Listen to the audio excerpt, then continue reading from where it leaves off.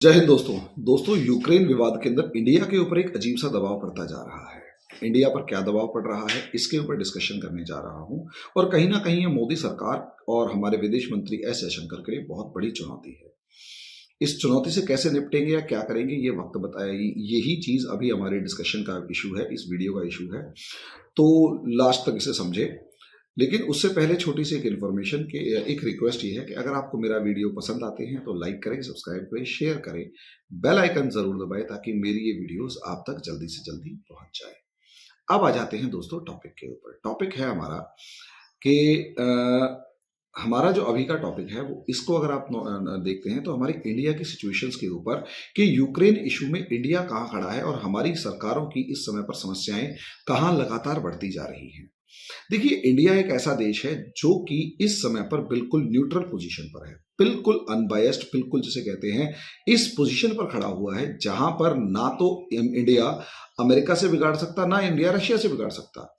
Russia से जो आपकी एनर्जी नीड्स है उसका एक हिस्सा तो पूरा होता ही होता है, साथ में सबसे बड़ी बात, सबसे पुराना दोस्त, सबसे पुराना पार्टनर, आपके लगभग 60% मिलिट्री इक्विपमेंट्स आज भी, मिलिट्री इंपोर्ट्स आज भी रशिया के ऊपर डिपेंडेंट है। और आपके मेजॉरिटी ऑफ जो इक्विपमेंट्स हैं, जो आर्मी इक्विपमेंट्स हैं, वो सारे के सारे जो भी आपके जो फोर्सेस के पास इक्विपमेंट्स हैं उनका मेजॉरिटी पोर्शन रशियन मेड है। अब ऐसी सिचुएशन में रशियन मेड है, रशिया से आए हुए हैं, रशिया का उसके ऊपर स्टैंप लगा हुआ है, उस इक्विपमेंट्स के वजह से आप रशिया के ऊपर डिपेंडेंट हैं। और एक तरफ जब रशिया के ऊपर डिपेंडेंट हैं और दूसरी तरफ आप ये देख रहे हैं कि अमेरिका के साथ आपके नए रिलेशंस बन रहे हैं, यानी आप जो पिछले 20-25 साल में करने की कोशिश कर रहे हैं कि रशिया से धीरे धीरे शिफ्ट होकर अमेरिका की तरफ जा रहे हैं, वो अभी बीच मझधार में है, एकदम से चेंज नहीं हो सकता।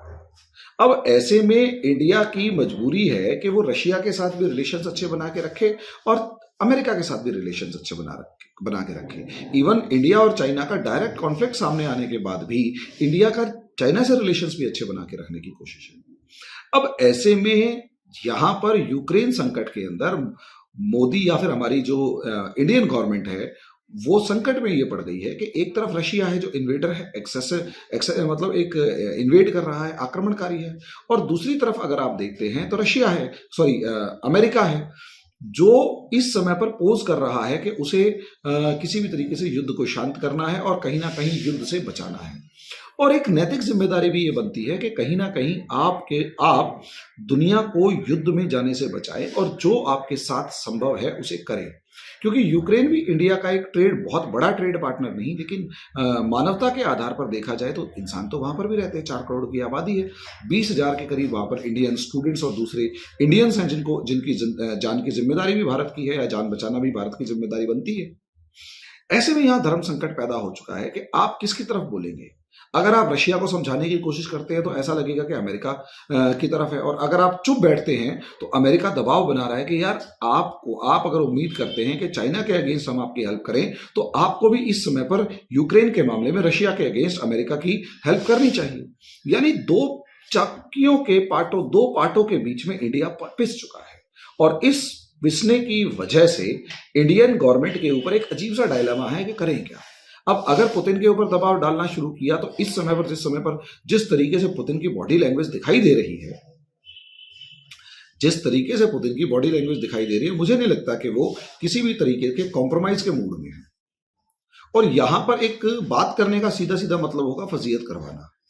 क्योंकि कई बार ऐसा होता है कि आपका कितना भी अच्छा दोस्त क्यों ना हो, एक स्तर ऐसा आ जाता है कि आप उनके साथ आप उनसे किसी भी तरीके का दबाव महसूस नहीं करवा सकते, उनके ऊपर दबाव नहीं डाल सकते, क्योंकि वो डिसाइडेड इतने होते हैं।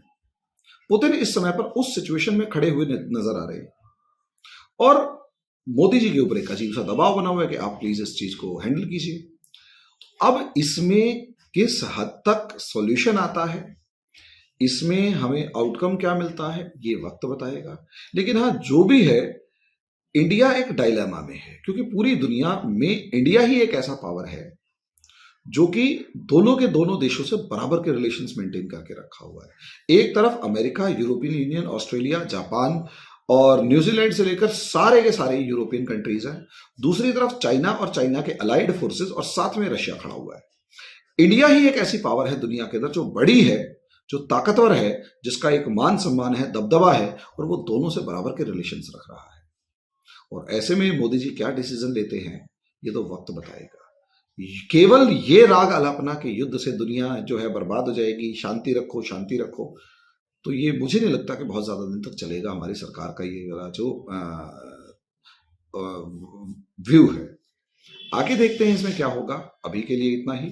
धन्यवाद।